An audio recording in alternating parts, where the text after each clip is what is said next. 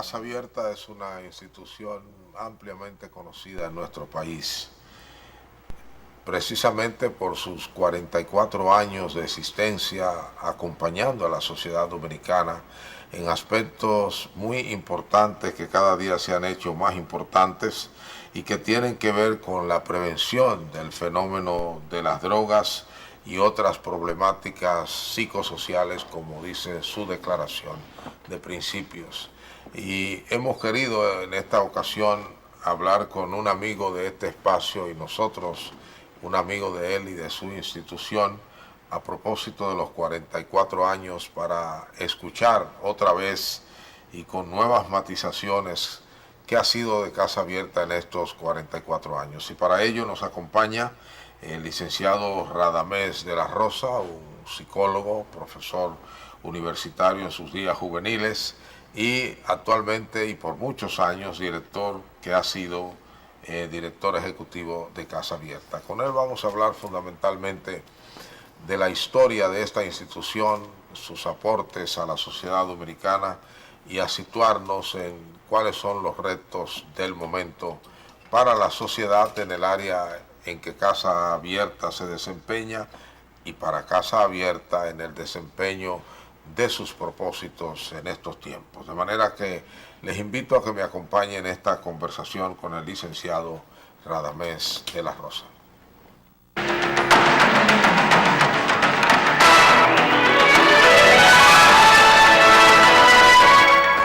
Licenciado Radamés de la Rosa, le agradezco una vez más que usted nos esté acompañando.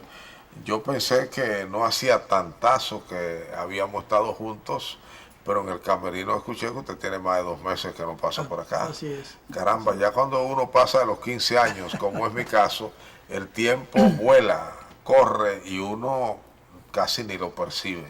Me imagino que usted está particularmente alegre en estos días, son 44 años de una institución, lo cual expresa gran madurez y gran capacidad de sobrevivencia y sobre todo de significado y sentido en la sociedad en que está enclavada, que es la sociedad dominicana. Fue fundada en el año 1974. Recuérdenos esos inicios de Casa Abierta. Bueno, muchas gracias por ocuparse usted siempre Siempre bienvenido de nuestra organización. Bueno, Casa Abierta cuando se inició fue una idea de la Iglesia Católica de Monseñor Polanco Brito, que vio que el tema de las drogas era ya una preocupación para la sociedad y se planteó fundar una institución que apoyara a los jóvenes en ese momento. Surge en julio del 74, muy vinculada al mundo del juvenil de los clubes culturales de esos tiempos. Fue una etapa en que la institución creó filiales en casi todas las comunidades de Santo Domingo y en provincia, junto con el movimiento clubístico. Incluso había parte del movimiento que formaba parte de la Junta de Directores de Casa Abierta.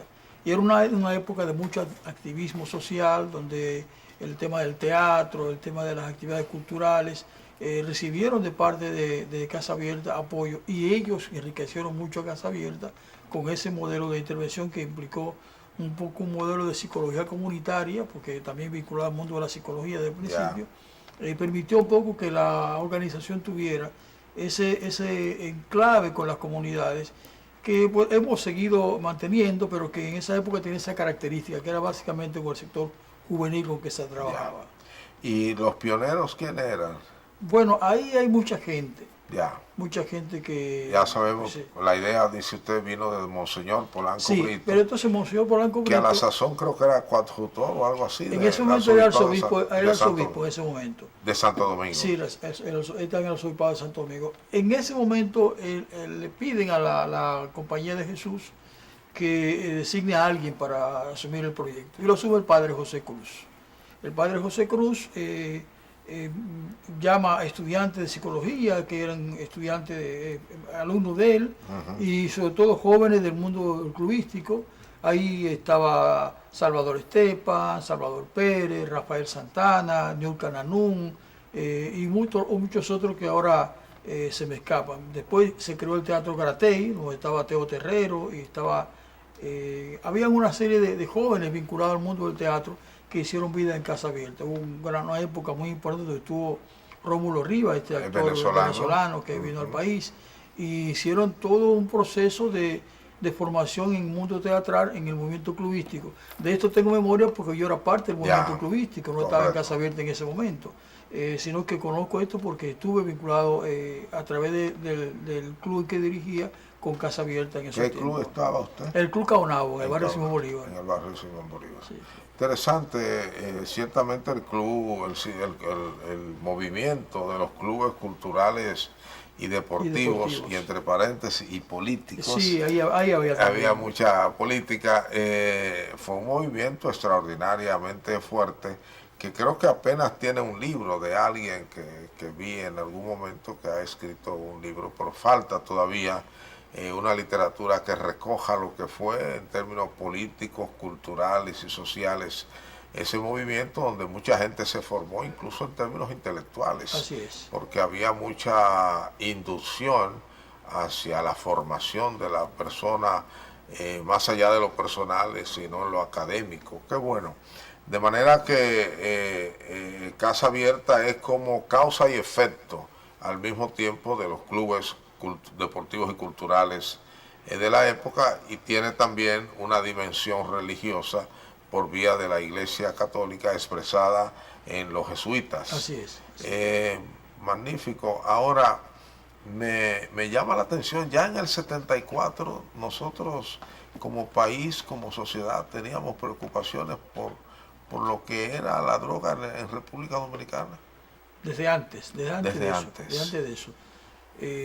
Siempre se había planteado en el país que el tema de la droga empezó en el país con la invasión norteamericana del 65, pero no, eso es desde antes, porque creo que lo he comentado otras veces, en el libro de doña Lete Fernández, ella relata un encuentro del coronel Fernández Domínguez y el coronel Camaño, preparándose para la revuelta del 65, eso es diciembre del 64, y Rafaelito, que estaba, el coronel Domínguez, se llamaba Rafaelito para Francis, y le decía, Francis, ¿cómo está la cosa en el país? Y la respuesta de Francis es sorprendente, porque el tema que él toca justamente es ese tema. Le dice, Rafaelito, usted está podido.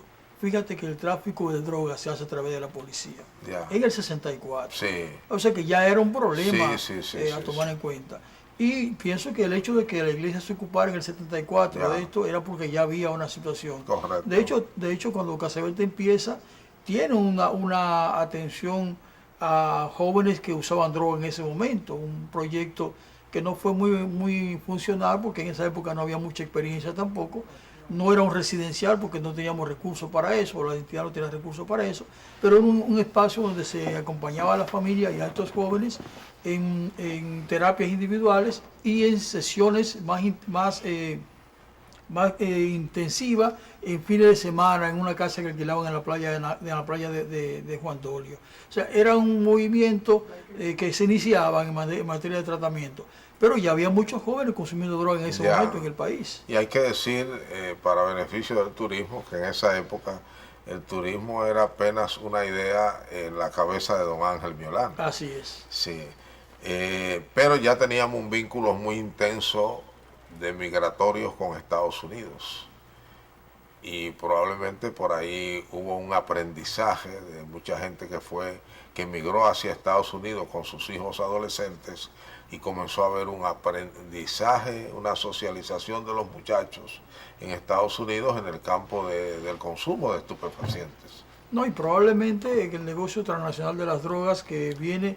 Para el caso de la cocaína viene toda la ruta del sur, de coca de Colombia, de Bolivia, y posiblemente, aunque el tráfico fuera menor en esos tiempos, porque todavía no había un desarrollo tal del fenómeno, pues también había un pequeño tráfico hacia el norte, por acá, que pasaba por acá, y en esa época los controles eran mucho menores que lo que ahora hay, a pesar de que la corrupción nuestra es muy alta, pero en esa época era mucho más fácil posiblemente hacer un tráfico. Si tuviésemos un continuum de lo que es la historia de Casa Abierta, un continuum de 44 años, ¿se podría dividir por fases? En el caso de que fuese así, ¿cuáles serían esas fases? Sí, yo creo que se podría hacer, yo diría que podemos hablar de ese inicio, que yo diría que va del 74 al 83, 84 más o menos, donde la entidad, o quizá menos, 74, 78 fue el periodo de los clubes culturales y deportivos. Ya con la salida del gobierno de Balaguer del poder, los clubes culturales también pierden vigencia. Pierden fuerza, ¿no? Sí, pierden mucha fuerza, y de ahí entonces en adelante, pues Casa Abierta tiene que reinventarse, y ahí es donde se crean los llamados comités preventivos.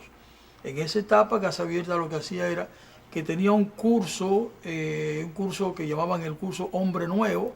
Ya. Era un curso completo donde se trabajaba temas de comunicación, de familia, de juventud, de droga en sentido general, y después al terminar ese curso se invitaba a las personas que participaban en esa comunidad a formar un comité preventivo. Y se formaba ese comité preventivo que debía ser de alguna manera el enlace entre Casa Abierta y la comunidad. Se suponía que en función de esa estrategia, Casa Abierta podría acompañar a ese comité preventivo para que pudiera entonces ser ellos quienes hagan prevención en las comunidades. Pero siempre las limitaciones financieras han llevado a Casa Abierta a soñar en muchas cosas y a poder hacer menos. Y se hicieron comités preventivos en casi todo el país. Pero no podía la organización sostener ese acompañamiento. Siempre es difícil levantar espacios de coordinación en las comunidades donde hay mucha gente con ideas diferentes, y si no hay un acompañamiento cercano, pues yo, que tengo muchos años allí, llegué a hacer el comité preventivo en Jimaní, estando en Santo Domingo, o en la zona de Monción. O sea, no tomaban en cuenta si había o no consumo de estupefacientes. Respondíamos a la demanda de la comunidad. Exacto. Pero no tomábamos en cuenta que la distancia a la que estábamos y las limitaciones financieras que teníamos nos impedían darle acompañamiento. Ya. Generalmente esos comités preventivos desaparecían, ¿no? Una tercera etapa que vendría siendo a partir del, 79. Digamos que 80, todavía 83 había algo de comité preventivo. De hecho, hacíamos un encuentro cada año de comité preventivo donde evaluábamos, planificábamos y hacíamos labores de formación. Yo diría que más bien a principios de los 90 la organización empieza a reinventarse. Ya obviamente con los contactos internacionales, la relación con otras organizaciones de fuera del país, se empieza a reinventar y a pensarse más en base a programas y no en base a comité preventivo. Es decir, a aplicar programas específicos en las comunidades donde estamos trabajando, y obviamente también a reducir la cantidad de comunidades que acompañamos. Estuvimos trabajando en 10 provincias hasta hace unos años y hemos dado cuenta que podemos con 4 en este momento, con 4 y no trabajando en todas las provincias, sino en sectores de la provincia. Esa sería una tercera etapa, donde ya empezamos a ver que se debe hacer prevención, pero de manera más sistemática. Es decir, de pensar en proyectos dirigidos. Y la institución hace un proceso de fortalecimiento institucional donde define una serie de programas que se aplican en función de si hay recursos o no. Por ejemplo, un programa que hemos dejado de aplicar hace poco es el programa de fomento de la capacidad técnica y formación para el empleo en los jóvenes, porque no tenemos recursos para acompañarlos. Pero aplicamos programas como la Aventura de la Vida, que es dirigido a ámbito escolar, el Retomemos, que se aplica también al ámbito escolar, prevención de drogas con adolescentes, que se aplica en las comunidades, y una serie de programas que ya son más concretos y que llevan a que se lleva un proceso con los jóvenes, con la familia. Aplicamos Familias Fuertes, que es dirigido a la familia. Esos programas permiten que la entidad pueda, de alguna manera, evaluar lo que ha ocurrido con esa población. ¿Y cuántos directores en ese transcurso del 74 a la fecha ha tenido Casa Abierta? Directores ejecutivos. Esa pregunta no es buena porque me va a poner en evidencia a mí. Pero yo sé que usted no es reeleccionista ni cosa que se parezca, ¿no? No, Casa Abierta empezó con la dirección de José Cruz, que era sacerdote católico. Él sale luego de la organización y se queda en la junta directiva. ¿En qué año sale él? Eso es 83. No, perdón, 83 no. Él sale en el 78. 4 años después. 4 años después. Y, o sea, él vivió, orientó y trabajó en lo que usted llama la primera fase. La primera fase. Correcto. Y parte de la segunda, porque después se quedó en la junta de directores. Sí. Y entra Salvador Estepan, que es la persona que sustituye a José Cruz. Estepan está hasta el 83. Y en el 83 llega Casilda Ramos. Casilda Ramos está hasta el 92. Y en el 92 entro yo como director y estoy hasta la fecha, que ya hay mucho tiempo. ¿Y dónde está Estefan Radames? Hace mucho que no sé de él. Pero está en el país. Sí, sí. Y está haciendo psicología. Él creo que sí, de profesor universitario, no sé si en la UNFO me parece. Y tiene su consultorio privado también. Okay. Pero hace mucho que no le veo. Y Casilda creo que usted me dijo que está en Bonao. Casilda se mudó a Bonao. A Bonao, sí. La vive allá, sí. trabaja allá. Buscó la vida. Sí. Qué bien, entonces 4 directores que me imagino que cada uno marca casi una etapa, ¿no?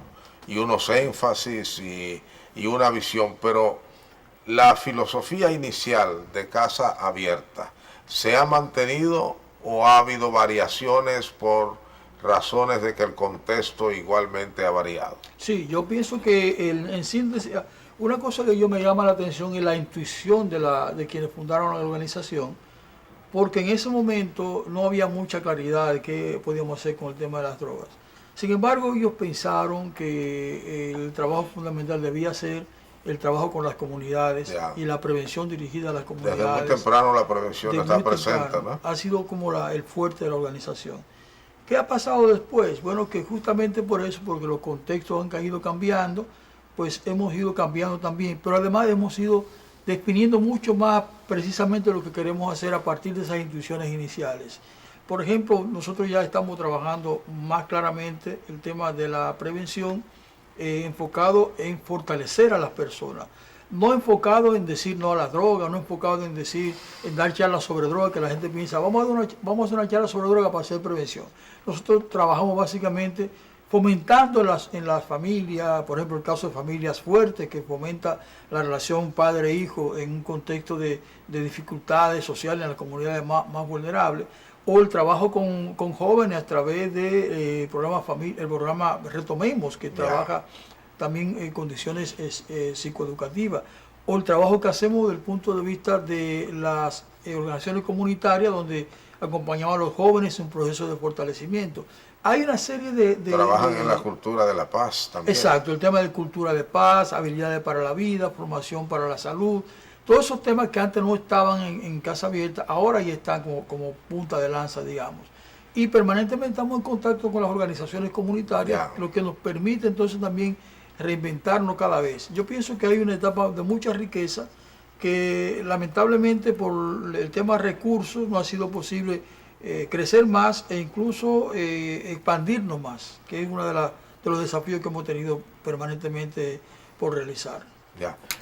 ¿Usted recuerda los distintos lugares donde ha estado la sede central aquí en la capital de Casa Abierta? Por supuesto que sí. ¿Podría compartirlo con nosotros? Mire, cuando llegué yo a Casa Abierta en el 84, estaba en una casita pequeñita que está ahí en un segundo nivel en la José Reyes, entre el Conde y la Mercedes. Es el primer local. Ahí llegué yo, pero el primer local estaba en la Osvaldo Báez, que fue donde se fundó la organización, casi esquina de Independencia. Había un lugar famoso llamado Blanquiní. Sí. Al lado de Blanquiní estaba Casa Abierta, ¿no? Todo el que come mondongo. El comedor de Blanquiní. Ahí estaba el primer local. De ahí se mudó la organización a la 27 de febrero. Ahí casi esquina Máximo Gómez. Y era que estaba Salvador. Exacto. Sí. Y después fue donde llegó a la José Reyes, que ahí fue que empecé yo a trabajar en la organización. De ahí ya nos mudamos a Gascue, a la Cayetano Rodríguez, que está cerquita de la Independencia también. Y de ahí pasamos a la Rómulo Betancourt, una casa que nos cedió en uso la Dirección de Control de Drogas, y ahí estuvimos por varios años, la Rómulo Betancourt, hasta que nos mudamos ya de manera definitiva al Ensanche Luperón, en la calle 18 Sur número 1, donde tenemos nuestro local principal. ¿Propio ya? Sí, propio. Fue una donación de la Asociación Popular de Ahorros y Préstamos.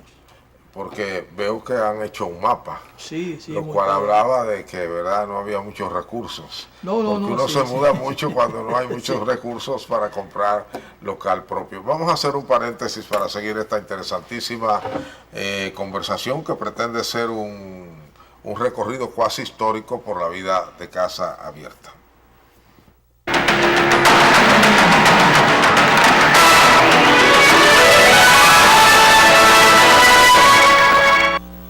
Vamos a continuar esta entrevista con el licenciado Radamés de la Rosa, quien es el director ejecutivo de Casa Abierta. Hay que decir que el que una institución tenga en nuestro país 44 años no deja de ser un milagro social, en el sentido de que somos una nación con una gran vocación a la fragmentación, a la división y por supuesto a la desaparición o a convertirnos en muchas instituciones tan pequeñas que no se ven ni se sienten.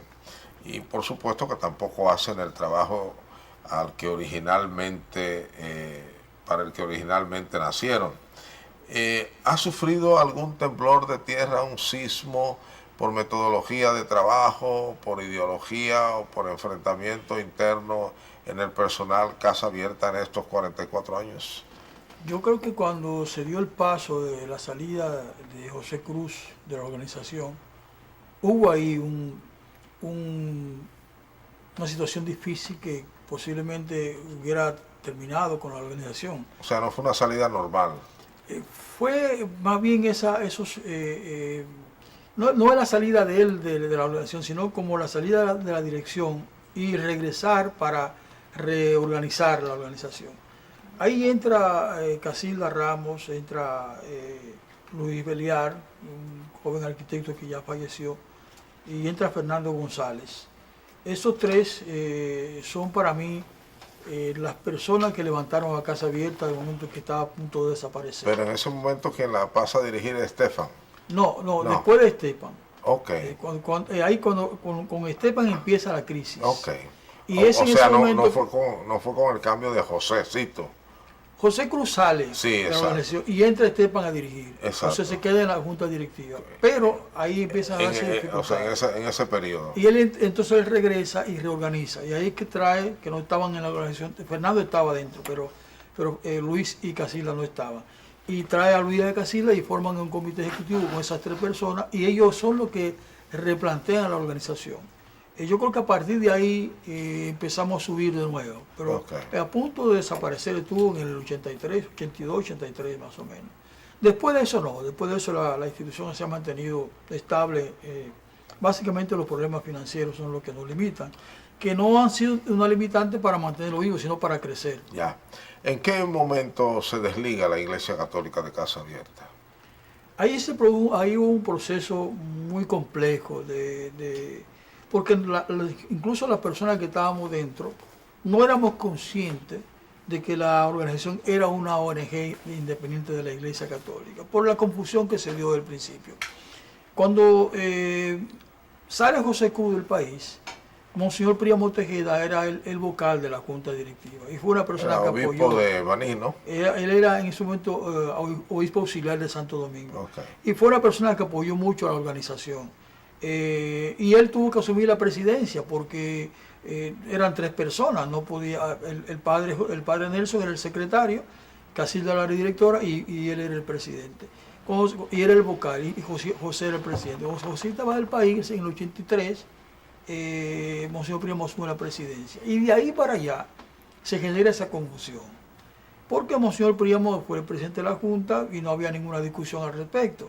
Ahora, cuando Monseñor Príamo es nombrado obispo de Baní, él plantea que no puede seguir presidiendo a Casa Abierta porque él es obispo de Baní y esto era arzobispado de Santo Domingo. Correcto. Surgió vinculada incluso con el nombre del arzobispado de Santo Domingo, era Casa Abierta incorporada, Casa Abierta, Fundación Pablo VI, arzobispado de Santo Domingo. La Fundación Pablo VI tampoco existió nunca, era una idea de Monseñor Príamo, que es una idea que se... Ahora, ¿qué ocurrió ahí? Que con el tiempo sale Monseñor Príamo, nombra a la conferencia a Monseñor Osoria, el actual arzobispo. Monseñor Osoria dura poco tiempo porque dice que no quiere estar allí, no entiende eso, ¿no? Y se retira y nunca la iglesia nombra a nadie más. Intentamos por mucho tiempo hacerlo y luego revisamos los estatutos y dijimos, bueno, pero si la iglesia no quiere, Monseñor Alain me decía, ningún obispo quiere asumir eso ya. Pero si no quiere la iglesia, seguimos adelante nosotros. Entonces reestructuramos la junta directiva sin romper con la iglesia, pero sin pedirle que nombrara a nadie. En el momento que Eso pasó, pero siguió la institución de manera independiente. Tenemos las relaciones normales con la iglesia, en la comunidad donde trabajamos, no estamos peleados en ningún momento con el arzobispado ni Y con no el se obispado. conoce, y no se conoce por qué la iglesia perdió interés en Casa Abierta. Lo que me decía Monseñor Arnaiz es que la iglesia realmente estuvo presente en Casa Abierta a través de Monseñor Príamo.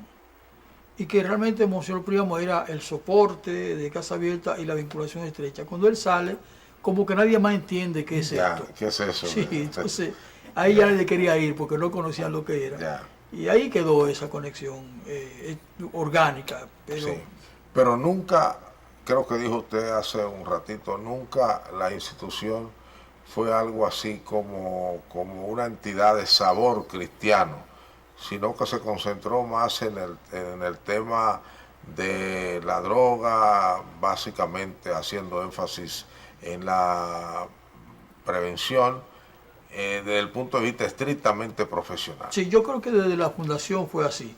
A pesar de que el fundador, el padre Cruz, era un sacerdote, yo pienso que nunca tuvo esa vinculación Pero los estrecha. jesuitas no suelen darle mucho sabor religioso a las cosas que manejan. Exactamente, o sea, y creo que Sí. nunca tuvo esa vinculación así.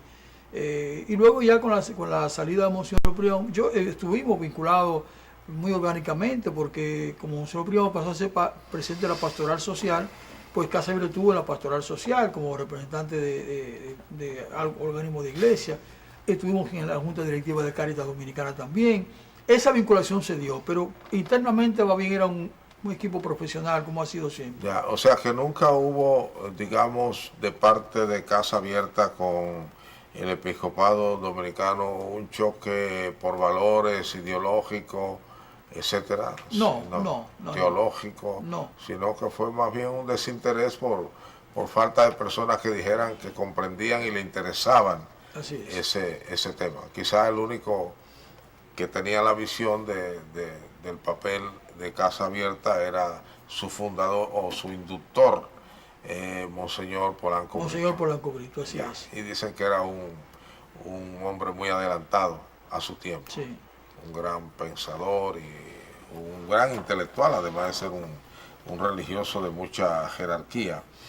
Bien, bueno, yo me imagino que paralelo, si hacemos una historia paralela entre Casa Abierta y la sociedad dominicana, el tema de las sustancias prohibidas ha ido en aumento. ¿No es cierto? Entonces, esto ¿cómo lo entendemos? ¿De que el trabajo de Casa Abierta no ha sido suficiente o que Casa Abierta nunca tuvo la pretensión de cubrir todo, de evitar totalmente los estupefacientes en el país?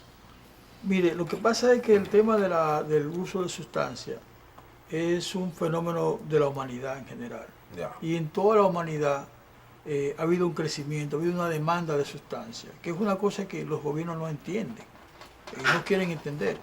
O sea, en las sociedades hay personas que, decía una autora, las personas usan droga por dos razones, o porque la necesitan, o porque creen que la necesitan. Y objetivamente se convierte en lo mismo, la gente consume sustancias. Al final es lo mismo. Es lo mismo. Entonces, ¿qué ocurre con esto? Que al no entender muy claramente el fenómeno, se han insistido en políticas públicas absolutamente contrarias a lo que sería una medida adecuada para prevenir el fenómeno. Si usted no invierte en los jóvenes, si usted no invierte en educación, si usted no invierte en la familia, si usted no invierte en el empleo, en la salud, usted va a tener problemas en la sociedad. Y los problemas son los que generan el tema de consumo. Las personas consumen sustancias por eso, porque creen que las necesitan. Yeah. Porque su condición emocional, psicológica, familiar, todas esas tensiones propias de las sociedades llevan a la persona a consumir droga. Eso, digamos, en sectores desfavorecidos. En sectores de clase media alta ocurre lo contrario, la opulencia, la falta de interés por lo que es comunitario, básicamente el yo, el querer ser. Eso también lleva a la soledad del niño, del adolescente, que luego encuentra presión de grupo para consumir. Y los problemas son diversos, las drogas son muy difíciles de decir por esta causa se producen. Lo que hemos tenido difícil es que en ninguna parte del mundo hay sociedades que han dado pasos, se han hecho políticas públicas que permitan reducir el consumo. No pretendamos erradicarlo, reducirlo podemos hacerlo, pero en República Dominicana, por ejemplo, estamos con las mismas ideas de cuando se fundó la Dirección de Control y el Consejo de Drogas en el 88. Desde el sector público, ¿no? Con las mismas ideas, ¿no? Desde el sector público. Sí. O la sociedad en general. Y la sociedad en general ha sido muy educada en función de esos criterios ultra represivos que tienen las autoridades. Entonces la gente entiende que mencionar droga es mencionar algo muy complicado, que mencionar adicciones es una persona que es violenta, que es agresiva, que te va a asaltar, que te va a robar, y hay un rechazo natural a eso, porque obviamente la gente está rechazando cualquier cosa que le vaya a hacer daño. Eso ha hecho que no se comprenda que la adicción es un problema de salud. Y que por lo tanto lo que tenemos que hacer es acercarnos a esa persona y tratar de ayudarle a que recupere su salud. Y que la prevención no es decir no a la droga ni hablar sobre la droga, sino que es justamente fortalecer a los jóvenes, darle herramientas para que ellos sean lo mismo, que puedan decir no, en función de que tienen otros intereses. Pero decía Federico Zaragoza Mayor, anterior director de la UNESCO, decía, el problema es que tenemos que encontrar el sentido a la vida de los jóvenes. Esa es la prevención fundamental, que los jóvenes tengan sentido de vida, que tengan proyectos de vida. Y eso en una sociedad como la nuestra no ha sido posible, obviamente. Y entonces obviamente tiene que crecer. Aparte de que no hemos hecho ese trabajo, tampoco nos hemos ocupado como Estado de las organizaciones que trabajan el tema. Aquí tenemos muy pobre intervención en materia de atención y tratamiento a las personas que usan drogas. Los equipos profesionales que existen son para jóvenes de clase media y clase alta, pero las comunidades terapéuticas que tenemos en el país no son profesionales. Gente con buena voluntad, gente que quiere hacer cosas, pero no tiene la estrategia adecuada para hacer prevención. Si tuviésemos un Estado ocupándose de eso, hubieran surgido en todo el país personas interesadas en formar organizaciones y trabajar en el tema. Pero no hay recursos ni para las que existen, mucho menos para las nuevas que van a surgir. Le escuché insinuar que a lo largo de los 44 años un tema presente como talón cuasi de Aquiles, digo yo, de la organización ha sido el aspecto financiero. Las finanzas, los chavos, el dinerito para apoyar los programas que se conciben y que necesitan de personas, de transporte, de locales, de maestros, etcétera. En general lo que se llama de la logística. ¿Ese problema a los 44 años está resuelto o está un poco como a la mitad o al principio? No, estamos estables en este momento. Yo creo que estable en el sentido que no podemos crecer. Estamos un poco estancados. Pero acuérdese que los médicos dicen está estable dentro de la gravedad o está estable. Sí. ¿Qué tipo de estabilidad? Yo diría que sí. O la República Dominicana está económicamente estable y cogiendo prestado para comer. Estamos creciendo. Sí. ¿Qué tipo de estabilidad tiene? Yo creo que es o sea, opera sin déficit. El ajuste, no, claro que no, con déficit todo el tiempo. Yo me refiero al ajuste que hemos hecho. O sea, si estuvimos trabajando en 10 comunidades, en 10 provincias y más de 100 comunidades, hoy estamos trabajando en 52 comunidades y en 4 provincias. Eso te permite... Se han recortado el trabajo. Exactamente. Entonces, eso no es bueno. ¿Por qué? Porque lo que deberíamos hacer es crecer. Sí. No hemos podido crecer. El mayor problema ha sido el crecimiento. El poder, por ejemplo, nosotros siempre hemos tenido demanda de trabajo del sur, San Juan, Barahona. Hemos tenido demanda y trabajo puntual en Higüey, en La Romana, en San Pedro de Macorís, pero nunca hemos podido establecer allí un centro de trabajo que pudiera atender esa región del país, y tampoco para el sur. Hemos llegado básicamente hasta San Cristóbal Baní. Estamos en San Juan ahora, pero con un proyecto diferente. Es decir, esa falta de atención, esa falta de comprensión, porque seguimos creyendo que es suficiente con reprimir a los usuarios de sustancias, que si los reprimimos la gente no se va a meter en el consumo. No se dan cuenta o no quieren darse cuenta que cuando se empieza a consumir sustancias se empieza en la adolescencia, y un adolescente es invulnerable, no le tiene miedo a nadie ni a nada. no sabe de leyes. Superman. Yo soy un Superman. Y a un adolescente no le interesa si es ilegal o legal la sustancia, va a buscar y la va a consumir. Correcto. Entonces, no pensemos, y seguimos justamente, decía al principio, con esa misma idea, y no hemos podido cambiar la estrategia. Mientras otras sociedades ya han empezado a mirar al usuario como una persona que tiene derecho, que no es un enfermo, tiene derecho, y cuando tiene la adicción es un enfermo que hay que atender. Esa mirada aún no está en el país. Ya. Y eso impide que podamos crecer como organización. Pero han mirado hacia el exterior y han conseguido algún tipo de apoyo de instituciones extranjeras, ¿no? Tuvimos digamos que hace unos 4 o 5 años, una época de una cierta bonanza financiera que nos hizo pensar que iba a ser así para toda la vida, y nos dimos cuenta temprano que no iba a ser así. La crisis en Europa, la crisis económica en España, nos hizo mirar la realidad de manera distinta, y tuvimos que descontinuar una serie de programas que habíamos formulado y descontinuar una serie de proyectos que teníamos también en mente, porque los recursos no eran suficientes para ello. Cuando estuvieron vinculados a la Iglesia Católica, ¿había un apoyo económico de parte de la Iglesia? Nunca. No. O sea, ha sido organismos internacionales, sector privado dominicano y gobierno dominicano, fundamentalmente. Sector privado dominicano, muy poca cosa muy también, poca cosa. Alguna vez puntualmente. Hay poca vocación, ¿verdad?, sí, de servicio por esa vía del sector privado Bueno, dominicano. si yo le digo que muy poca cosa, estoy mintiendo, porque la Asociación Popular de Ahorro y Préstamos no es local que tenemos. No es local. Eso es un aporte es muy importante. Un gran aporte. Terminó el peregrinar que tuvimos sí. antes. O sea, eso. Pero después el sector privado en general no se ha involucrado con esto. Nuestra vida ha sido apoyos públicos por parte del Estado Dominicano a través de salud pública y el apoyo internacional. Y algún otro pequeño servicio que uno logra conseguir en el país, pero muy poca cosa. Ya. Bueno, vamos a hacer un paréntesis comercial para venir al último tramo del programa, para que don Radamés de la Rosa nos hable de los retos que en este momento, en el día de hoy, ya pasados 44 años, tiene Casa Abierta.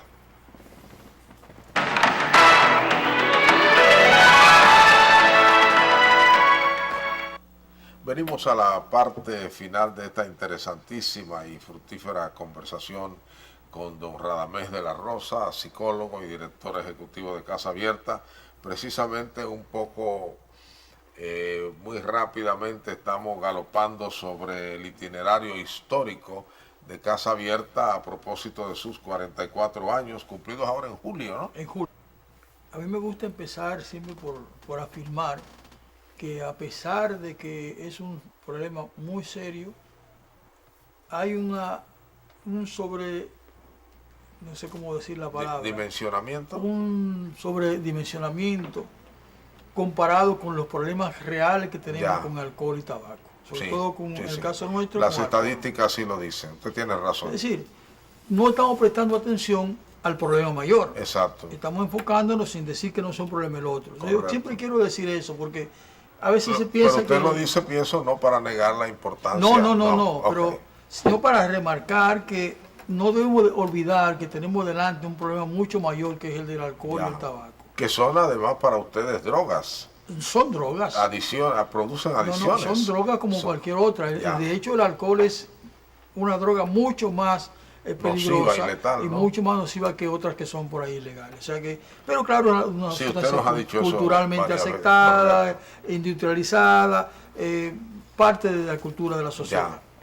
Ahora, este problema de uso de sustancias ilegales crece en todo el mundo, y crece justamente porque nosotros estamos siguiendo modelos digámosle, de prevención equivocados. Nosotros seguimos pensando que droga y delito son la misma cosa. Y no nos damos cuenta de que hay unas grandes dimensiones que estamos olvidando. Y nosotros hemos planteado muchas veces, hemos sido un poco pioneros en ese tema. El tema de salud hay que empezar a planteárselo como tal. O sea, que debíamos olvidarnos por un rato del tema de la droga como algo delincuencial. Olvidarnos, diría yo, que no sería la palabra, sino tenemos que ubicar claramente cuál es el tema del consumo y del consumo problemático y cuál es el tema del negocio de las drogas. Diferenciar ambas cosas. La ley nuestra tiene que cambiar para decir, esto es lo que vamos a hacer con las personas que usan sustancias y esto es lo que vamos a hacer con las personas que trafican con sustancias. Hay personas que plantean, legalicemos todas las drogas y Así eso es. va a quitarle negocio. La gente de Uruguay plantea quitarle negocio al tráfico de drogas Así a partir es. de que regularizamos el negocio como tal. Es un planteamiento que ya está en boga. En República Dominicana no podemos hablar todavía de ese tema, pero sí tenemos que hablar de que hace falta que ubiquemos el tema de salud como tal. Aquí se está muriendo mucha gente Que lo veamos como un tema de salud, con principalmente. consumo de heroína, que Sí. se están muriendo Sí, sí. porque la ley nuestra dice que son traficantes los usuarios de heroína. O sea, Correcto. eso es un absurdo que hay que cambiar. Yo creo que es lo primero que tenemos que entender, que hay que comprender mejor el fenómeno para poder trabajar con él. Que no podemos ir con la idea de que el fenómeno es reprimirlo. La idea de que si yo reprimo, subo el precio y la gente no tiene acceso a conseguirlo. Eso fracasó. Las drogas siguen en boga, incluso en estos días, en el informe mundial sobre drogas se habla de que nunca ha habido más siembra de coca en Colombia que en esta época. Así Después es. después del Plan Así Colombia, es, así es. que fue una gran inversión de recursos allí y que dañaron mucho el medio ambiente, dañaron mucho a las comunidades con las fumigaciones aéreas y con la lucha contra los paramilitares y la guerrilla en Colombia. Todo eso, que eso fue más daño que bien. Pero no queremos entenderlo todavía. Seguimos con la estrategia de reprimir y cosas. Entonces, lo primero que nosotros tenemos que hacer es hacer que la sociedad comprenda el fenómeno. Ya. Y eso no está pasando. ¿Y qué hace falta para que la sociedad comprenda eso? ¿Un activismo mayor a favor de esa comprensión? Estamos haciendo esfuerzos, hay una mesa interinstitucional que está reuniéndose, donde hay gente de Naciones Unidas, gente del gobierno y ONG, que estamos tratando de presentar Y se una están propuesta. reuniendo. Nos reunimos cada mes y tenemos en este momento un documento que estamos trabajando, no está terminado, estamos básicamente en la primera fase, para presentar propuestas de modificación de la ley nuestra, que implica obviamente hacer un cambio radical. Si usted lee la ley, En la visión del tema. en la visión. Entonces, si usted coge la ley nuestra, ahora, ¿de dónde parte? Aparte del tema de seguridad, ¿cómo se llama esto? Ese discurso que busca siempre plantearse el tema de la preocupación por la seguridad del Estado, básicamente. Nuestro planteamiento es partir de la Constitución de la República y de los derechos de las personas, para construir una legislación que tome en cuenta los derechos de las personas más que el tema de seguridad, que sin negarlo no es más importante que la persona misma como tal. O sea, es cambiar un poco la visión. Ya. De ahí surgirán entonces ideas que posiblemente sirvan para un debate por Pero el muchos debate años. sería interesante porque si no se debate difícilmente habrá posibilidad de cambiar la mentalidad de algunas personas y esos son debates a largo plazo. Sí. No se puede pretender cambiar de la noche a la mañana, pero ya que el debate se dé quiere decir que la sociedad está prestando atención. Así es. Y ojalá que ustedes salgan con ese debate porque como está dividida la sociedad a ustedes les corresponde. Bueno, sí. Sí. Como organización no somos las únicas que estamos trabajando el tema. Ya. Sí, no, me refiero a todas las organizaciones que tienen en ese tema. Que creemos que nuestra sociedad se merece una política pública sobre drogas más humana. El propio presidente de la República lo ha dicho, no ha dicho nunca cambien la ley, pero ha dicho esto no funciona, tenemos que hacer cambios. Claro, y es una visión que hay de entre muchos expertos a nivel internacional, porque lo que usted ha dicho de Colombia es la verdad. Y olvídese que el interés siempre podrá más que una política que venga de Estados Unidos, del Estado colombiano. El atractivo es el dinero. Así es. Y nadie por dinero paramientes en nada, sino que rompe o trata de romper todas las barreras posibles. Así es. Ya, ojalá, yo creo que ese es un paso que deberíamos todos, incluyendo a los medios de comunicación, comenzar a darlo, a ver si vemos en cada persona proclive al consumo de sustancias ilegales a una persona con dificultades de salud. Así es. Antes que verla como un delincuente, porque eso implica que se le va a tratar de manera correcta, mientras que si lo vemos principalmente como un delincuente, lo vamos a tratar de manera incorrecta. Sí. Porque si con palo fuera ya tuviéramos menos. Así. Hay un dato que es muy indicador de cómo esto puede cambiar. En Portugal, que es una sociedad con una política muy represiva, cuando dieron el paso hacia despenalizar el consumo, descendió un 5%. En vez de aumentar, descendió. Sí. ¿Por qué? ¿Y cómo se explica que descendiera? Porque la gente no iba a buscar ayuda. Exacto. Porque tenía miedo a que lo sometieran a la justicia. Cuando ya no es un delito consumir sustancias, la gente va a buscar ayuda. Correcto. Y mientras está buscando ayuda, no está consumiendo, desciende el consumo.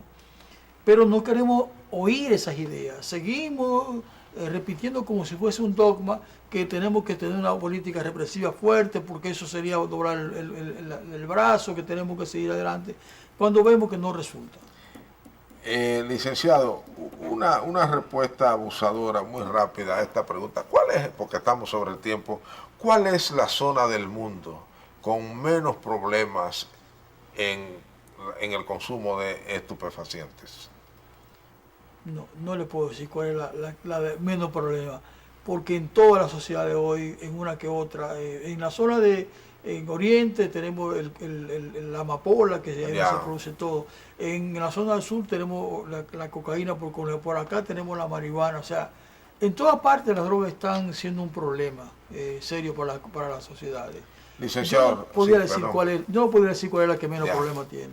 Licenciado Radamés de la Rosa, director ejecutivo de Casa Abierta, muchísimas gracias por particularmente este programa. Me parece que ha sido muy interesante en términos de darnos una visión histórica sobre esa prestigiosa institución que es Casa Abierta, y agradecerle a usted los años que le ha dado a esa institución. Yo espero, y es mi deseo en esperanza, que cuando Casa Abierta cumpla 88 años, usted y yo estemos aquí para hacer la misma revisión histórica. A ustedes gracias por igual. Nos vemos en el próximo programa.